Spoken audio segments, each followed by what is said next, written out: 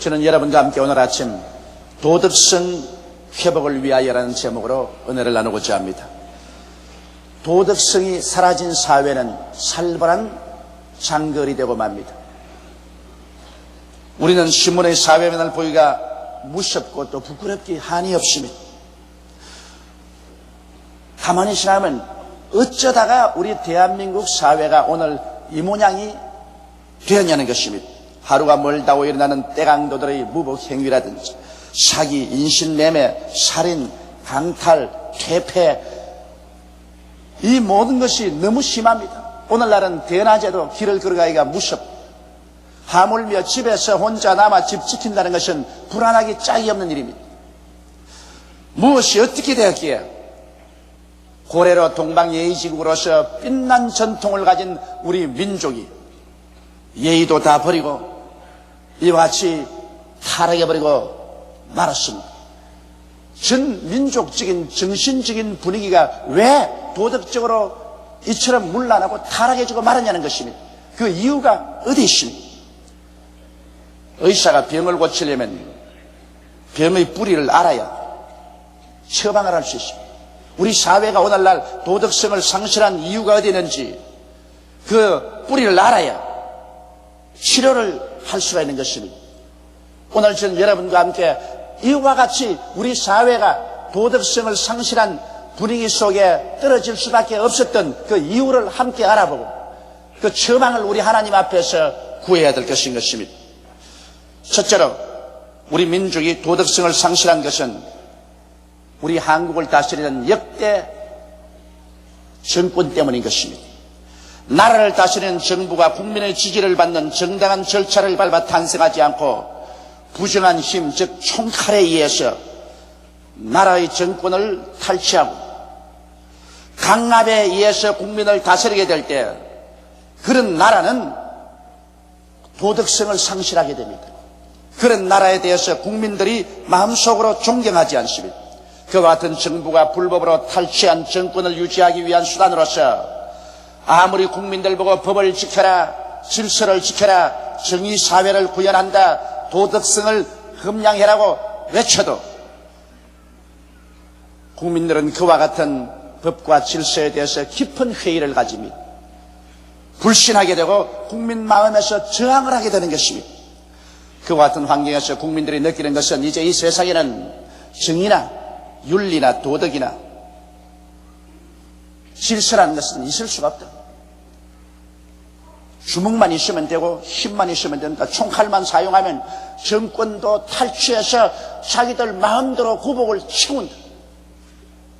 이러한 환경에서 저들이 법을 지켜라, 질서를 지켜라, 정의를 지켜라 이런 말은 국민들에게는 아무런 의미도 없게 되고 마는 것입니다.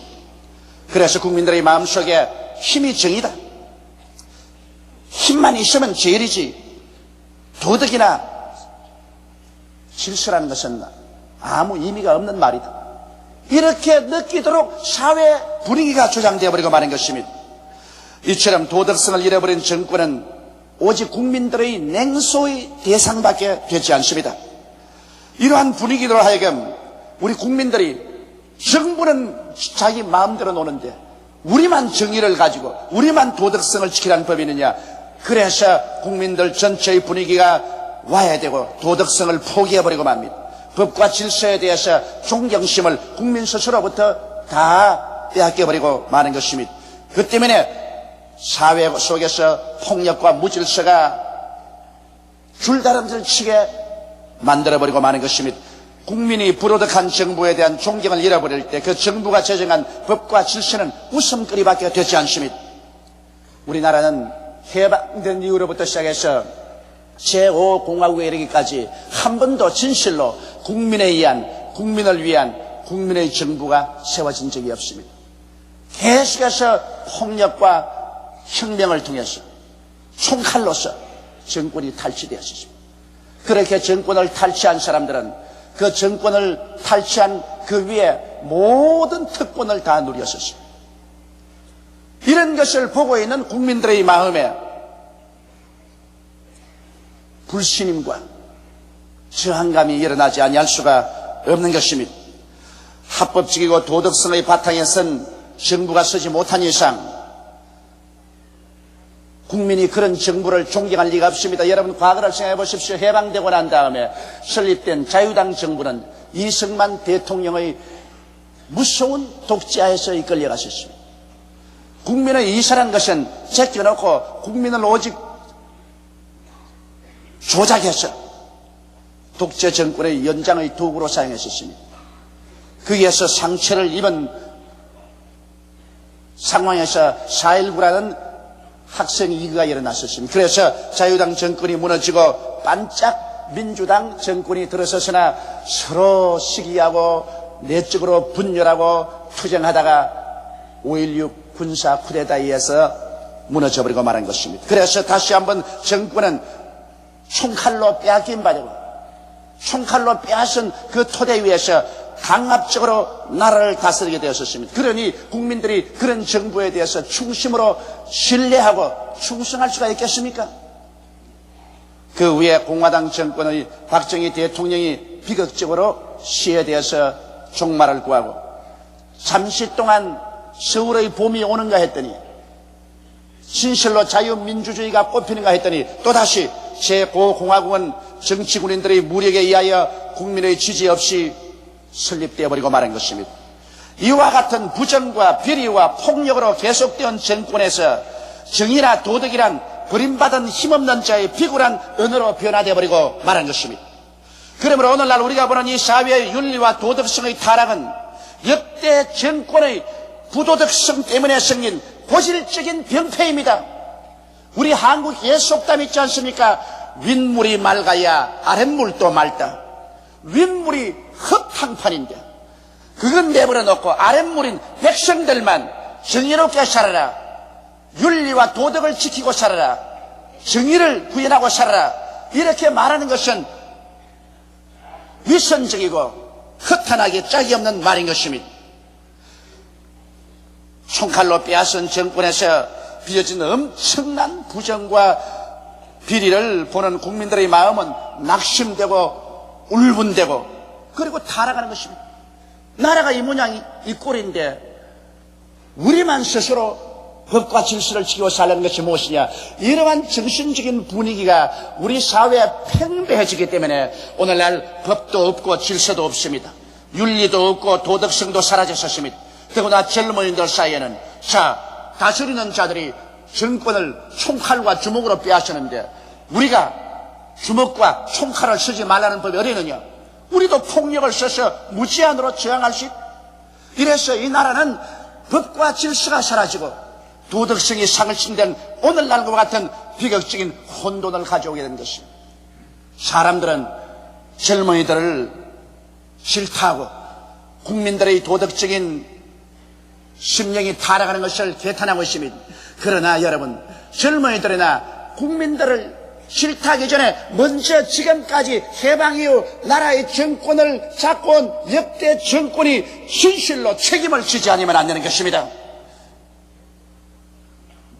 오늘날 계속해온 우리 정권이 한 번이라도 국민의 지지를 받고 국민의 사랑을 받고서 세워져서 그 정권 자체가 정의사회를 구형하고 법과 질서를 지키며 도덕성을 가진 정치를 한 적이 있냐는 것입니다. 위에서는 안 하면서 밑에 사람들은 그렇게 하라고 한다고 해서 그것이 준행될 리가 만무한 것입니다. 그러므로 오늘 현실 한국 사회 이와 같은 도덕성 상실은 역대 정권의 책임이 있는 것입니다.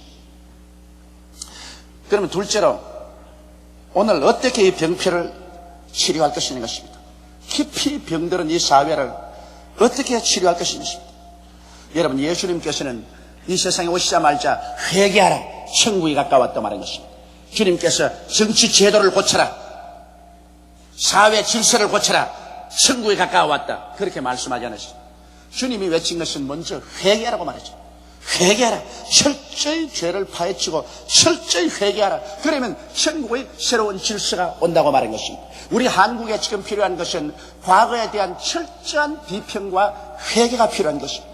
과거를 덮어버리고 호도하고 새로운 질서와 새로운 세계를 이끌어내겠다는 것은 어리석기 짝이 없습니다. 이것은 절대로 성사 불가능한 일인 것입니다. 연말에도 썩은 나무에는 조각을 못한다고 말했습니다. 썩은 나무를 가지고 어떻게 조각합니까? 또 썩은 흙을 가지고서 담을 못 친다고 했습니다. 십창이 없기 때문에 담이 쳐지지 않습니다. 썩은 과거를 그대로 두고서 새로운 나라, 새로운 질서, 새로운 도덕성을 회복시킨다는 것은 있을 수 없는 것입니다.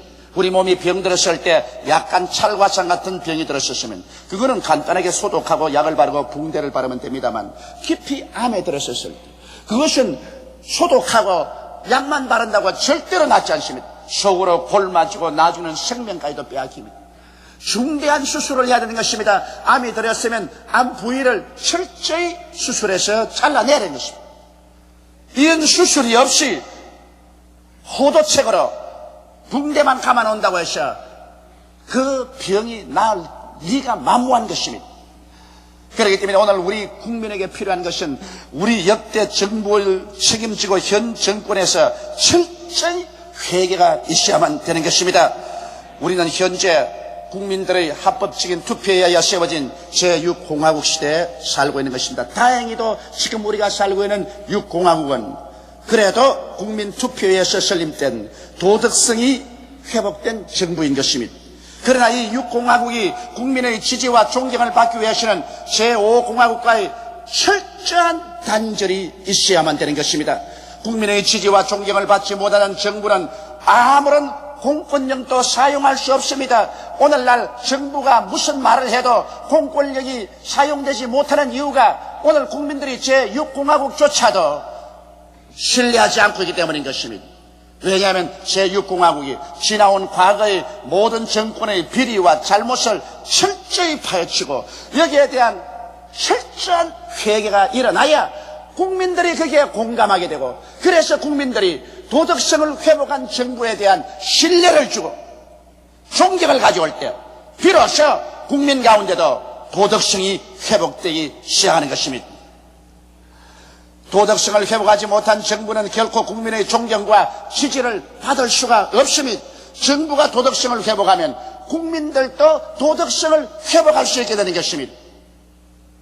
그렇기 때문에 지금 우리 한국에 필요한 것은 적당히 호도책으로 국민들의 눈을 속이고 정치적인 권모술수로서 넘어가려고 해서는 안 됩니다. 그렇게 해서는 이 정권도 국민의 버림을 받고 마는 것입니다.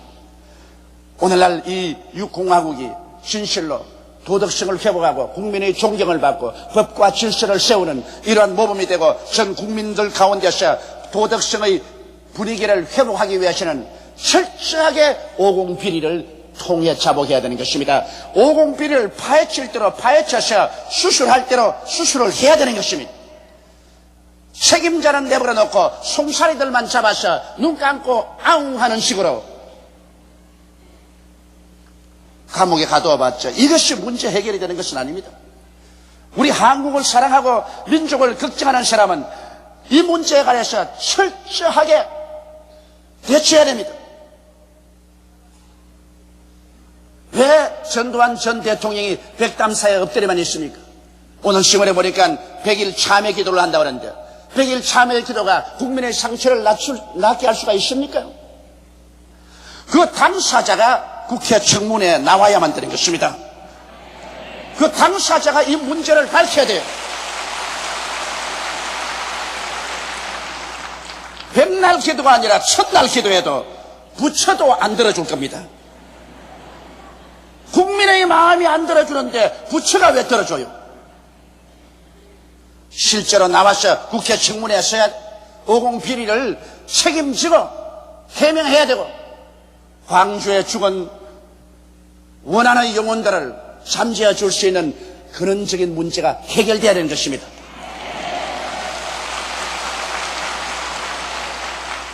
이런 것 없이 오늘날 제6공화국이 도덕성을 회복할 수도 없고 국민들의 지지도 받을 수가 없고 그 결과로 사회 도덕성 회복의 분위기를 조성할 수도 없는 것입니다. 이제 남북 대화가 활발히 이루어지고 공산세계와 우리가 서로 왕래하며 대화해야 되겠는데 국민이 서로 지리 멸렬하고 분열되며 서로 대결하고 싸우고 있는 이런 형편에서 어떻게 우리의 적과 대화를 할 수 있단 말인 것입니까? 어떠한 나라도 역사를 통해서 외침으로 말미암아 무너진 나라는 없습니다. 내분으로 말미암아 넘어졌지. 국민이 하나 될 수 있는 이러한 분위기를 조성하기 위해서 오늘 정부가 역사 앞에서 책임을 지고 오공비리를 청산해야만 되는 것입니다. 오늘 정부와 민정당은 이것을 호도책으로 하고 적당히 넘기려고 하는데 이것은 국민 앞에서 중대한 범죄를 다시 한번 이야기하고 마는 것입니다.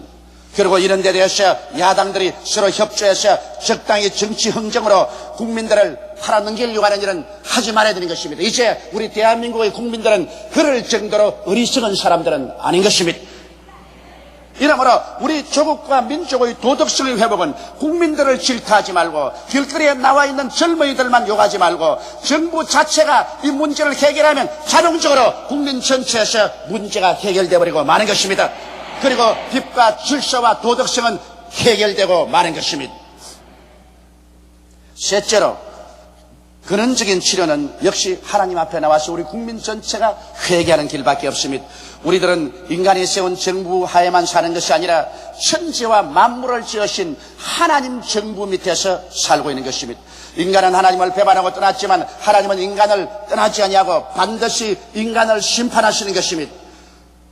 하나님이 여러분 인간을 그대로 내버려 둔다고 생각합니까? 하나님을 반역한 개인이나 국가나 세계는 하나님 앞에 반드시 심판을 받게 되는 것입니다. 사람이 한번 나서 죽는 것은 정한이지요. 죽고 난 다음에는 심판이 있으리라고 말씀한 것입니다.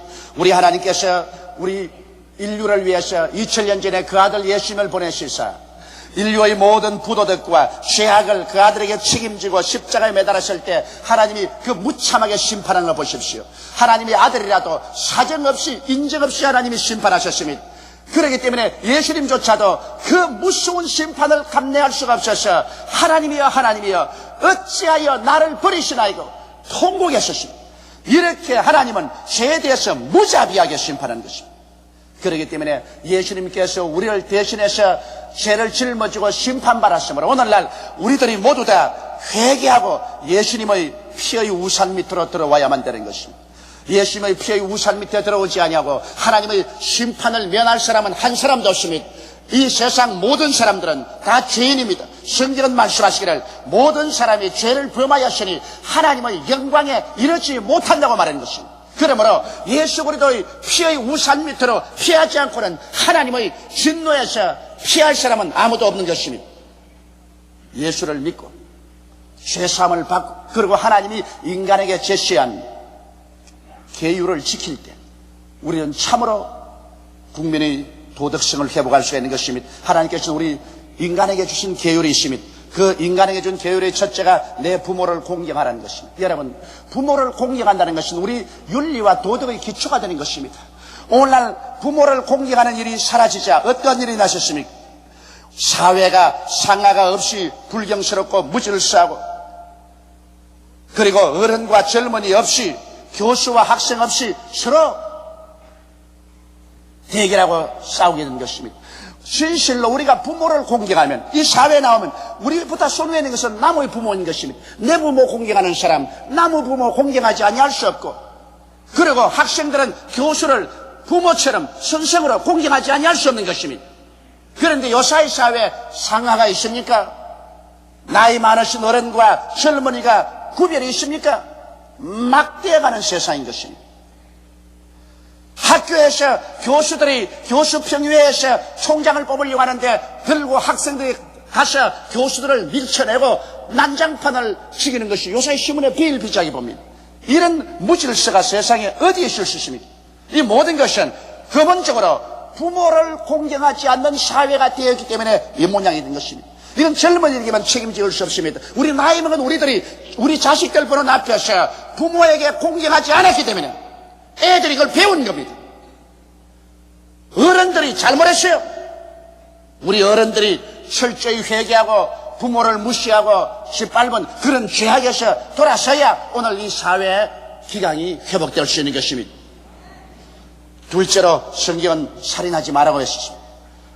성경이 살인하지 말라고 했는데 이 말을 우리가 듣지 않고 거역해버리기 때문에 오늘 인간의 존엄성이란 땅에 떨어졌으며 인권은 정권에 의해서, 힘 있는 자에 의해서, 총칼에 의해서 무참하게 짓밟히고 사람 죽이는 것을 벼룩 죽이는 것보다 더 쉽게 오늘 생각하고 있습니다. 오늘날 떼강도들이 들어와서 여러분 물건 훔칠 때 사람 생명을 귀하게 여깁니까? 반발만 하면 그저 찔러 죽여버리고 마는 것입니다. 살인하지 말라는 하나님의 법을 어기자 오늘 세계는 인간의 생명을 존중해 여기는 일이 사라지고 마는 것입니다. 하나님의 법이라는 것은 우리가 어기고도 살 수 있는 것 같지만 하나님의 법을 어기면 반드시 그 반작용으로서 처참한 벌이 다가오는 것입니다. 하나님의 법은 어긴다고 해서 취소되지 않습니다. 하나님의 법을 어기는 만큼 심판과 형벌을 받게 되는 것입니다. 성경에는 셋째로 간음하지 말라고 말했었습니다. 이 법을 우리가 어기고도 편안하게 살 수 있을까 생각하는데 호린의 순결을 저버리고 난 이유는 성은 쾌락의 도구로 전락되고 상업적인 도구로 떨어지고 마는 것입니다. 그 결과 때문에 성을 이용해서 인신매매를 하고 매춘의 타락한 저질 문화를 산출하게 된 것입니다.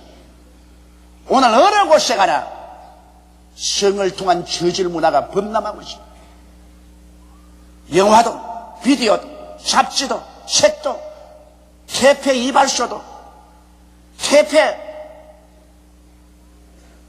음식점 이런 말할 수 없는 부패가 우리 한국 사회에 꽉 들어간 것은 간음하지 말라는 이 하나님의 말씀을 짓밟아버리고서 이 말씀 없이도 산다고 생각하는 그러한 정신적인 분위기 때문에 오늘 성이 쾌락과 상업적인 도구로 전락한 결과로 이와 같은 비극을 초래하게 된 것입니다. 넷째로 성경은 도둑질하지 말라고 했는데 도둑질은 괜찮다. 하나님 말씀을 짓밟아버려도 괜찮지. 그러나 도둑질하지 말라는 법을 어겼기 때문에 그 결과로 생긴 것이 떼강도입니다. 살인강도입니다. 강탈범입니다. 날치기입니다. 사기입니다. 이런 것을 하고도 무한무치하게 끌어다닙니다. 물론 이렇게 하는 사람들이 그렇게 하고도 자기들의 범죄가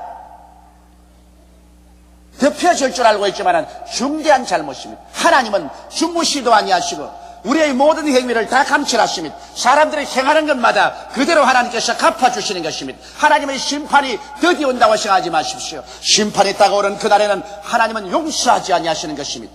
하나님의 법은 어기면 그의 대가를 반드시 우리는 지불하게 되어 있는 것입니다. 다섯째로 내 이웃을 거짓 증거하지 말라고 하는 이 법을 우리는 어기고 있습니다. 이 법을 어기자 말자 우리는 오늘날 이웃의 인격을 짓밟고 모독하는 일을 행행하며 오늘 저질 잡지들에게서 저명 인사들의 사생활을 마치 옷을 벗기듯이 빨갛게 겨루고 있는 사실을 우리가 보고 있습니다. 오늘 잡지들 속에서 오늘 저명 인사들, 지나간 사람들과 현존한 사람들의 그 개인 프라이버시를 낱낱이 벗겨서 모독적인 글을 많이 쓰고 있는 것을 우리가 볼 수 있는 것입니다. 이러한 것이 사회의 분위기를 어지럽게 하고 사람들을 서로 불신하게 만들고 신뢰감을 상실하게 만듭니다. 그런 것을 읽은 젊은이들이 사회 지도자들을 신뢰할 리가 없으며 어른들과 부모들을 존경할 리가 만무한 것입니다. 그러므로 이 하나님의 계율을 어김으로 말미암아 거기에 대한 심판이 우리의 가정과 우리의 사회 속에 홍수처럼 범람해 오는 것입니다. 여섯째로 내 이웃을 탐하지 말아야 했는데 이웃이 조금만 잘되면 시기하고 분노하고 질투합니다. 모함하고 모략하고 중상합니다. 이런 것을 통해서 우리는 사회에 무서운 계층이 형성되고 서로 대결의 양상이 이루어지는 것입니다. 서로 협조하고 서로 동정하고 앞에서 끌어주고 뒤에서 밀어주는 이러한 사랑의 운동이 사라져버리고 마는 것입니다. 내 이웃을 탐하지 말라는 이 계명을 어길 때 우리 사회는 시기, 질투, 모함, 모략, 중상으로만 꽉 들어차고 말 것인 것입니다. 하나님이 인간 세계에 주신 이 계명은 우리가 짓밟아버리고 어겨도 좋다고 생각하면 안 됩니다. 이는 마치 벼랑에 쳐놓은 철책과 같습니다.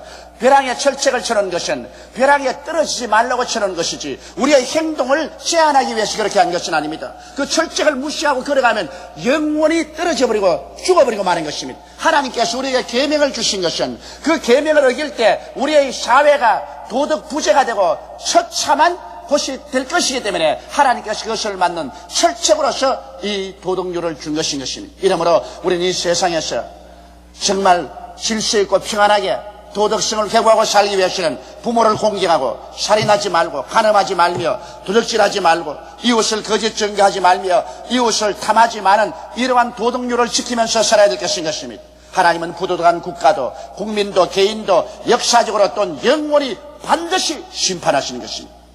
오직 살아나갈 길은 회개밖에 없는 것입니다. 죄악을 청산하는 길은 통에 자복하고 예수님 앞으로 나오는 길밖에 없습니다. 예수님만이 우리의 죄를 대신해서 십자가를 짊어지고 그 고통을 통해서 몸짓고 피를 흘리셔서 죄를 청산하시고 부활하신 것입니다. 예수님을 믿어 용서와 구원을 받고 하나님을 두려워함으로 주신 계명을 지키고 살아갈 때 참으로 도덕성이 회복되고 질서가 있고 정의가 넘치는 사회를 구현할 수 있는 것입니다.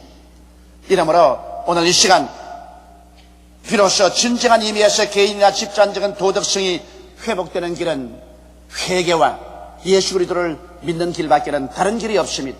우리는 진실로 마음을 다해서 우리 나라를 다스리는 정권을 주도하는 자들이 참으로 회개하고 과거를 전부 파헤쳐 청산하고 진실한 의미에서 수술하고 치료를 받고 하나님의 축복을 받아서 정부 자체가 도덕성을 회복하고 그것이 온 국민 전체 속에 마치 바람같이 불어와서 국민들의 심성이 변화되기를 바라고 그리고 국민 한 사람 한 사람이 하나님 앞에 나와서 회개하고 자복하고 도덕성을 회복하고 구원을 받고 그리고 하나님의 뜻을 따라 사는 우리나라와 민족이 될 것을 우리 간절한 마음으로 기도드리십시다. 다 같이 고개 숙여 기도드리겠습니다. 거룩하시고 영광스러우신 우리 아버지 하나님, 도덕성을 회복하지 못하면 정부도 망하고 나라도 망하고 맙니다. 더구나 우리의 오랜 적이었던 공산주의자들과 대화를 주신하고 있는 이 마당에 내부적인 갈등과 분열을 가지고는 국민의 합일된 이사 속에서 대화를 할 수도 없는 것입니다. 하나님 아버지, 우리나라와 민족을 불쌍히 여겨 주시옵소서. 제6공화국 대통령과 당뇨와 민정당과 지도자들이 지금까지 걸어온 모든 정권의 비리를 호도하려고 하지 말게 도와주시옵소서. 국민을 속이려고 하지 말게 도와주시옵소서. 또다시 조작, 술수 정치를 하지 말게 도와주시옵소서. 진실로 하나님 앞에, 국민 앞에서 모든 것을 파헤쳐놓고 회개하게 도와주시옵시고 돌이켜 변화를 받게 도와주시옵소서. 아버지 하나님, 윗물이 맑아져서 아랫물이 다 맑아지는 이러한 역사적인 변화가 우리 한국에 다가오게 도와주시옵소서. 우리 아버지, 우리 교회로부터 위시해서 우리 민족 전체가 하나님 앞에서 진실로 땅을 치고 회개하고 우리가 하나님의 계명을 어긴 죄를 다 주 앞에 토해놓게 도와주시옵소서. 예수 그리스도의 십자가의 보배로운 피로 씻음을 받고 하나님의 계명을 지키면서 살아가는 우리 성도와 우리 국민이 되게 우리 하나님이여 도와주시옵소서. 오 하나님이여, 오른팔의 능력으로 우리를 붙들어서 이끌어 주시옵소서. 우리 주 예수님 이름으로 기도드리옵나이다. 아멘.